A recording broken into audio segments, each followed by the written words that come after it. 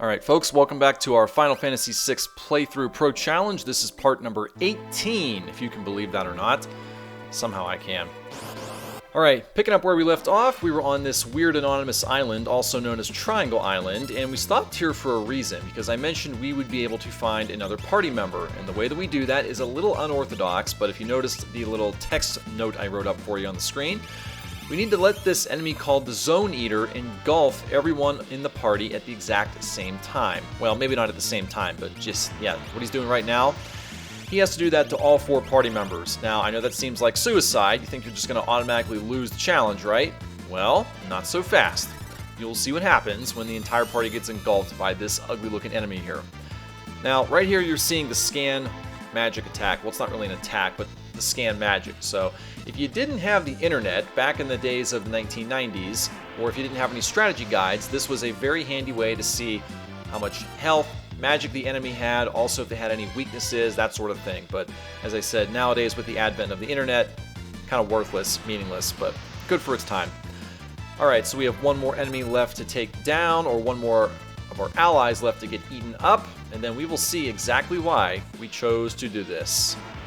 That should be the last one. Yum, yum, so tasty, right? Alright, we are entirely engulfed, and we appear in the Zone Eater's gut, I guess, but it looks like a dungeon. Makes no sense, but just roll with it here.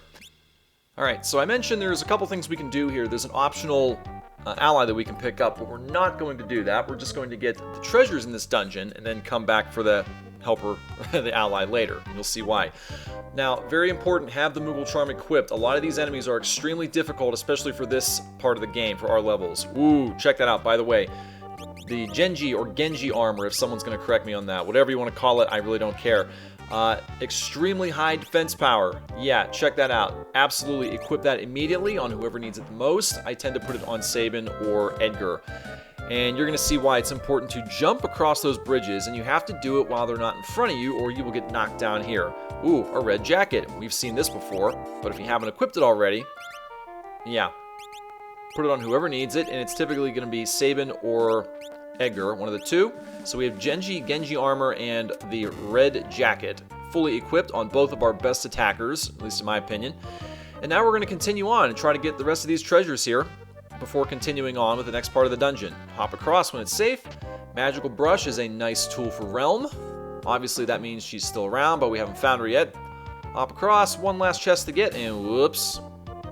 Yeah, this can get kind of tedious and frustrating. If you don't have the Moogle Charm equipped, you're going to have a lot of very difficult battles here.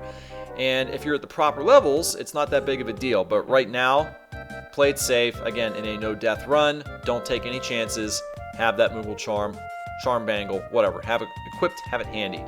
Now this chest right here, this is especially useful for Relm, the fake mustache. It will allow you to take control of any enemy, save maybe the bosses, in the entire game. And although we don't have Relm, we will put that to effect whenever we pick her up, eventually. Okay, aggravation speed, kind of annoying, but we're finally through that. We get through, into the next part. Now, this section will end your run out of nowhere if you do not pay attention here. This is a crushing ceiling. Pay very close attention. Bang. If you were caught underneath that, you will die instantly, all of your party members, and it will be a game over, and all of this time that you spent will be all for naught. So, pay very close attention. Get the chest when it's safe. Hero ring's always nice. We're going to have one more. There is one optional chest over here that you could get, and it's actually an item for Shadow, of all people. I'm going to opt not to get it right now because it's extremely dangerous if you don't know exactly where the safe points are, so we're just going to bypass it for now. We may come back here later to get it. Okay, last major section here before we find the optional ally character. We're going to jump across these treasure chests. They will bounce you up and over. Follow them around. Now, take a look at this. If we go in that door, the optional ally is in there. We could obtain him, but we're not going to do that. And the reason why is because this ally, although he is extremely useful, he's not very strong. So if we hold on and wait to pick him up until much later in the game, his stats will automatically level with the rest of our party. So we're going to opt to get him later. Thunder Shield, we've already got one of those, but if you don't have a character with the equivalent shield at this point, go ahead and equip it. Always, it never hurts to have more than one, especially when you're facing enemies that are heavy on bolt, lightning, and thunder damage. So we're going to equip whatever is necessary here. I think we are good at this point. We're going to continue on back down and around and out. As I said, we will come back for this ally later. So to quickly get out of here, let's use the warp spell. And we're out of there. Alright, so that's it for Triangle Island for now. So now we're going to do a little bit more exploration here. We're still not anywhere near ready to go into Kefka's Tower final dungeon yet. So we're going to keep trying to find the rest of our party members here, because we still have a couple big ones out there, such as Terra, Locke, Shadow. There's obviously still a few big ones. Plus, there's room for another optional one we haven't seen yet. So we're definitely not going to go into Kefka's Tower yet. But that time is approaching. We're not too far away.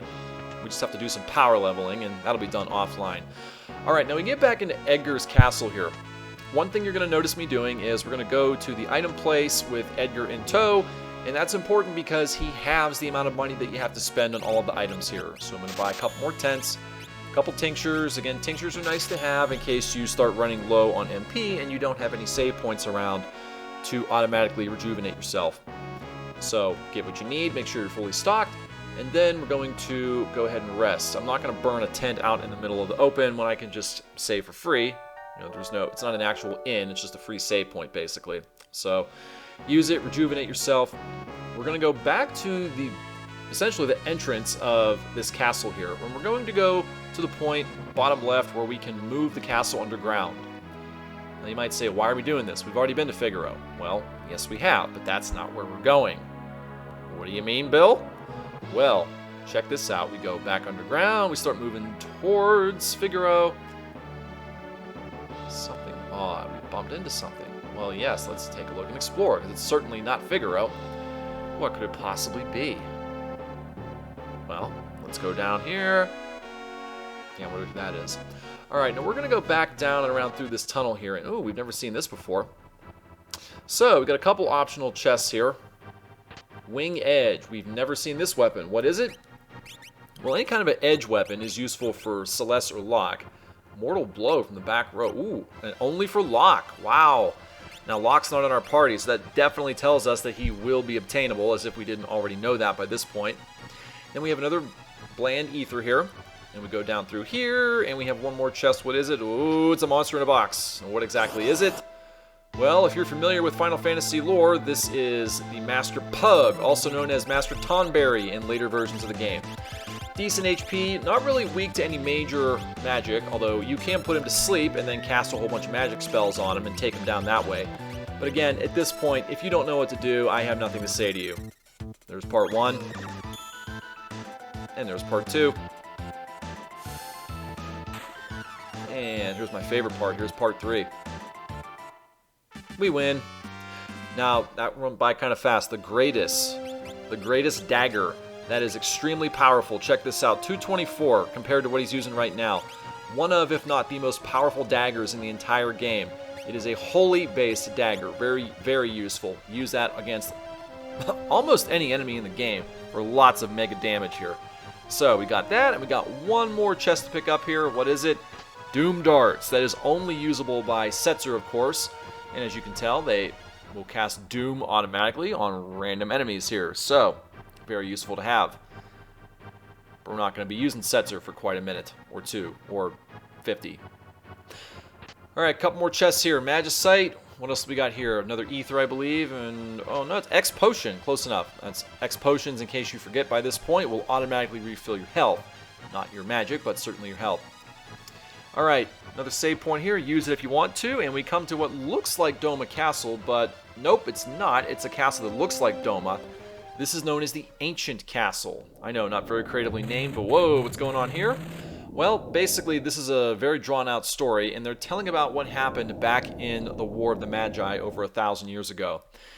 Essentially, there was this thing named Odin up here. It was an Esper that magically sliced through everything. He got into a battle with a very powerful sorcerer who turned him to stone. Basically turned him to magicite.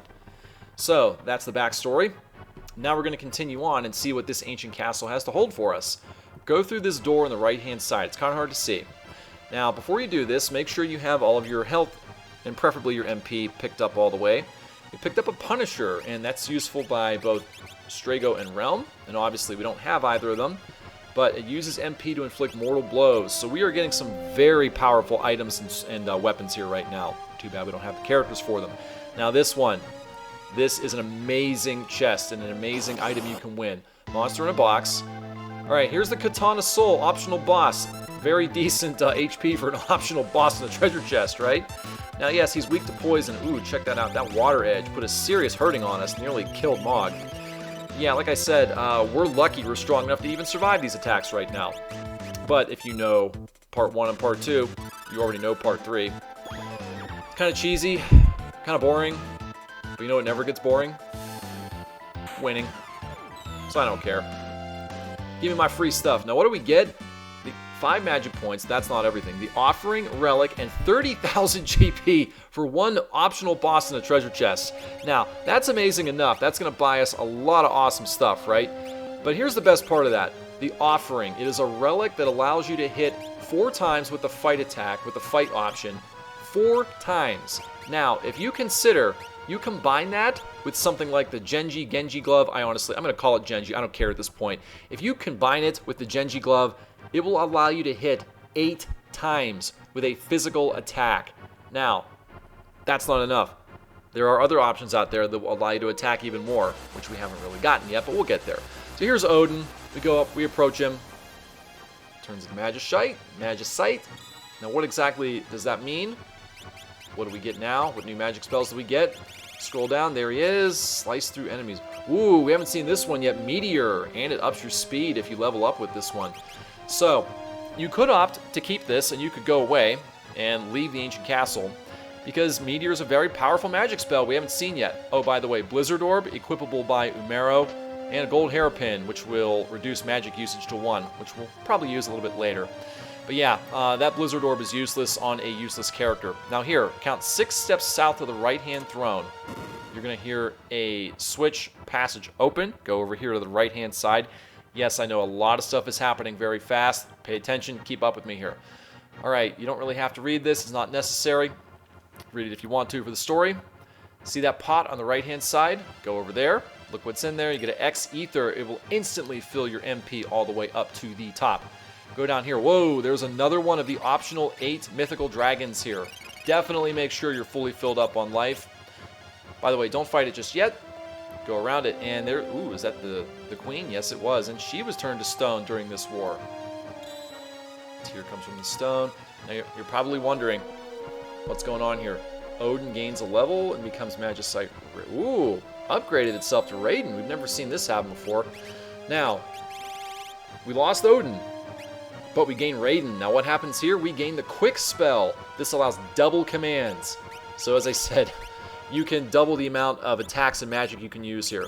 Now you're probably thinking, why the hell would I want to do this? I just lost the Meteor spell. And don't get me wrong, Meteor is a very, very powerful magic spell. But you can learn it later on from a later enemy here. So don't worry, all is not lost. Alright, here we go. We're going to fight this dragon now. And ooh, we got lucky with a preemptive attack here. Blue dragon, he is weak to lightning. Decent HP for this point in the game. I wish this I wish this were actually a challenge here, but sadly, it's not. Yeah, do what you do. Vanish X-Zone, boom, win, easy. Okay, bye, thanks, yeah, see ya. If we actually let him attack, things could get interesting, but we're not going to do that. We like winning. And, ooh, Mog has finally learned Slow, Haste 2, Bolt 2. Ooh, and the Scimitar. This is an awesome weapon. You can use it on anybody who can equip swords. By the way, 5 dragons left. What does the Scimitar do? It is a physical attack sword, obviously, but it gives you a chance to instantly kill enemies, much like the chainsaw or any other weapon type like that. Yeah, equip it on somebody who might actually benefit from having a physical attack like that. So consider, Celeste is good for that. Who else is good for swords? Cyan, very good option to use the Scimitar. I'm trying to think. Celeste, possibly. Terra, if and when we ever get her back. Locke, possibly. So many characters can benefit from using that. Paired up with the Offering, which is what we're going to do here, will give you 4 chances to instantly kill an enemy with the Scimitar. Yeah, definitely make use of it. We certainly are. After the Relic Hocus Pocus is done out of the way, we're just basically checking to make sure that we have all of the items that we could possibly get out of here, and we certainly do. We're going to take the Moogle Charm off, and we're going to just basically play and test around here with some of these items and relics here. And unfortunately, well, you're seeing the offering in action right now. It didn't really do much. I'm telling you, Mog's Sunbath with the Wind spell. It is amazing. Who needs magic? Who needs curing when you've got the Sunbath? Alright, that's about it. And you can see it's very easy to gain levels here. You just have to have confidence in yourself. As long as you're at a decent point, there's no harm in us having the Moogle Charm off. But again, for the sake of speed and completion of this video and this challenge, we're keeping the Moogle Charm on. Most of the power leveling will be done offline, and I will tell you right now, we will do power leveling in the next part of this video offline before we start part 19. So I'm just throwing that out there. Alright, once that's done, we go back over here to the Switch. We're going to continue on to Figaro, and then we're going to take the castle all the way back to Kolingen, because that's where the airship is, and that's where we need to continue to go with the next part of the game and the challenge. So, we're going to go ahead, take the trip all the way back across, and then we will see you over in Kolingen.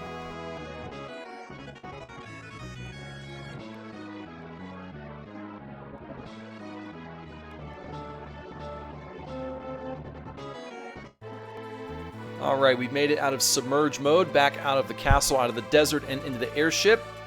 And at this point, again, we've got free range to really do just about anything we want.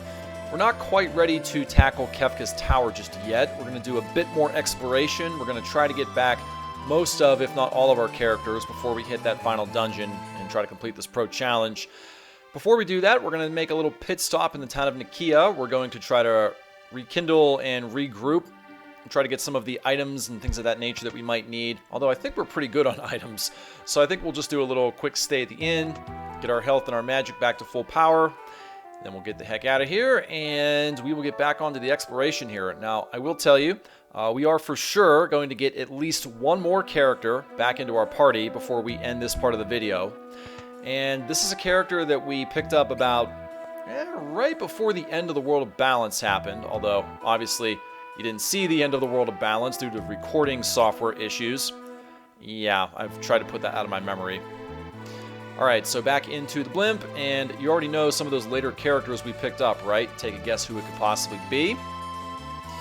Well, we're going to stop right around here, and this is a town that looks, if you think back to where the Opera House was on that side of the world, this is the town of Jador. Now, there's a couple things you can do here. You can head all the way back to Alzur's house, mansion, which is what we're going to do. You can also head to the auction house to get some stuff. Oh, now this is interesting. We head in and the lights are off. There is a tincture in that pot. Don't forget about that. Tinctures are very useful. Now, do not go up those steps with the lights are not turned on. Make sure you turn them on right there. Very simple. Head up the steps. Now, there are some pictures here. You can take a look at these pictures. And one thing that is different, yeah, some of those pictures have enemies within the pictures, if that makes any sense. So you will have to fight these darlings. Yeah, just bum rush them, get them the hell out of here. Take them down, and then you will be able to continue on with the next part of this game. Interestingly enough, these things try to heal you. They will try to cure you. Sometimes they will try to mute you, and they'll do annoying things to you. Not very difficult, just make sure that you hit them hard, hit them fast. These things are very much like the bunny rabbit enemies you encounter outside of the initial cave to Figaro Castle, way back when we first found Jared/Edgar, right? So take them down quickly, and then we can continue on with the interior portion of Alzur's mansion here. And let's see what we got. What's going to be in here? Ooh, lots of GP, lots of gold in this section here. So there's a door behind that photo. We go inside, we got some steps downstairs. Ooh. Now, a bit of exploration with paintings down here, and you will find there are some treasures as well. So we're going to make sure that we got the right stuff on, and once again, I'm pretty sure that we do. We're only checking espers because we've had a lot of leveling up on those magic and the espers as of late. Yeah, try not to do what we've done just here. You'll get sucked into the painting. You put in an electric chair. That's kind of gruesome. Anyway, you got some enemies here. Nothing you can't handle. This is a very good opportunity to use hit all attacks and magic, such as the offering, flash. Take your pick. There's lots of different opportunities that you have here. Hit all magic. If you've taken the time to level the Tritalk Esper up all the way, you could use level 3 hit all magic. We certainly are not at that point yet, although I think Celeste is getting pretty close. maybe in the next part of the video, after some power leveling, we'll be able to demonstrate that level 3 magic, and it is pretty devastating, I gotta say. Cockatrice! Always found that thing funny. Alright, take out these last couple enemies here, and we'll see if we can slice and dice the kitty cat. Nah, we killed it. Killed it straight away. One more little bum rush, get out of this painting, and we'll see what else we have to do as far as exploration goes. As I said, quite a few treasures to be found down here. Some of them are, they're okay. Some of them are bleh, whatever. Edgar learned Demi, a spell we'll never use. Same with Quarter. Get kicked out of the painting, and we got 2 doors here. Take the one on the left. Get the chest inside. Anytime you get chests in small rooms like this, especially at this point in the game, it's a good idea to make sure that you're fully, filled up on HP. Now we get the Moogle suit, right? Now think of the name of what that is, Moogle suit. You'd think that Mog is the one that uses it, right? Well, no, actually it's not him. So the person who uses this, there's 2 people. It's actually, who's it, Relm and Strago. It is a piece of armor used by either of them, but obviously we don't have them. You notice there has no effect on poison, so that is kind of a nice immunity that armor affords you. But when you don't have those 2 in your party, kind of pointless to even worry about it. So we're not going to worry about it. We're going to continue on. And we got a few doors here, but before we do that, go around the back. There is a relic ring in the back. Now, what does it do? Look at the description all the way down there. Makes the body cold. Doesn't really give you much of a description beyond that, huh? Well, regardless of what it actually does, we're not going to be utilizing it. So, at least not now. Go in that door, nothing happens. Yeah, see where we're back, right? Be careful, don't get sucked into that chair again. It will take you back in there. Alright, we gotta pick the right door this time, and we're gonna go into the one that pops up right over there on the far left. And we go through another door. And another door. Now, floating treasure chests. It is possible to get these chests. You just stand directly underneath them, and you watch as they come down, and you kill the enemies that are protecting the chest. The group of enemies that you see right here, the Soul Dancer and the 4 Wild Cats, you just have to kill all 4 of them 4 times over to get the treasures. As I said, some of them are good, some of them are meh, okay? Just do what you gotta do. Take all 4 of them down. It's the exact same battle 4 times over. Just, hit it hard, hit it fast, cure. Don't do anything stupid. These are very simple fights and encounters. Take care of the enemies. We will continue on. And we will see you once we finish the last part of this fight. And here we go. We got 1 more to go. We got a potion, an ether, Hyatt potion. Yeah, nothing too amazing here. But at least we took him out. And Edgar learned a whole lot of stuff there. Dang, that was pretty fast. Now, we are going to be equipping some of these espers here. I know you're seeing that in octuple speed. But again, when you're seeing the same fight 4 times over, you can't really blame me. Now we have a still life photo here. We want to take this thing down quickly because it's guarding the next door that we have to enter here. Take it down fast. Continue onward. Now he's going to use Condemned, which will basically cast a doom countdown over a specific character here. Right here, it doesn't really matter because this still life enemy doesn't have a lot of health. So do what we do. Hit it hard. Oh, Mog learned the warp spell. That's nice to get out of dungeons quickly, as we already know. Go in the door. What do we got in here? A save point, and we have 2 more doors. Where are we going? The door on the left kicks you back out there. That was kind of pointless. So, we're going to go back in through here. Go back through that door right over here. And you're going to take the door straight ahead on the right this time. You could use a save point to heal up. Use a tent if you need to. Go through this one little door right here. And we're going to be having a boss fight. Yep, and we're also going to be seeing who's up here. What's this thing? Looks like Jabba the Hutt. Aha, Relm. That's where she's been. So Relm has been put to work by Owzer here. Okay, that doesn't look anything like Owzer as we remember him, right? Well, that is him. And what are we going to do? So basically we're learning that this painting has an enemy inside, much like all the other paintings we've seen. Chatternook is the name of this thing. Well, let's see what he's all about. So it is a lady concealed within the painting. And the girl in the picture is mine. Okay, so basically there is a demon and a lady here. So how does this work? This is a very confusing fight if you don't know what you're doing here. And truth be told, I completely forgot what I was doing when I recorded this video. So you're going to see me doing some stuff and taking an extra 10 minutes longer to complete this fight than necessary. So For that reason, we are going to be octuple speeding through the majority of this fight here and significantly reducing the time that you're watching this. So, a couple things that this boss will do. It's going to utilize lightning against us, right? And the problem with that, it's not just any lightning, it's a sap spell. It will automatically drain your health throughout the entirety of the fight here. So you need to be constantly on top of your cure spells. So you can dedicate one person to healing, or you can do what I've opted to do, have Mog in your party, have them use the Wind Dance spell or the Wind Song spell. And the nice thing with that, as you probably know by this point, it has a random occurrence to use the Sun Bath, which will automatically heal all party members for upwards of 700-800 health apiece. So yeah, who needs healing when you've got Mog and his Sun Bath, right? Alright, now the way this boss actually works, you got the lady and then you got the demon here, right? The demon is the one that you want to focus on. It has significantly less health than the actual lady in the picture here. The lady probably has around 50,000 HP or so, if I remember correctly. But the problem is, even if you manage to kill her, she regenerates. So you can never truly kill her in this fight. You need to focus your entire offense needs to go against the demon here with the green smoke or the green vines underneath him. Once he dies, the fight will completely end.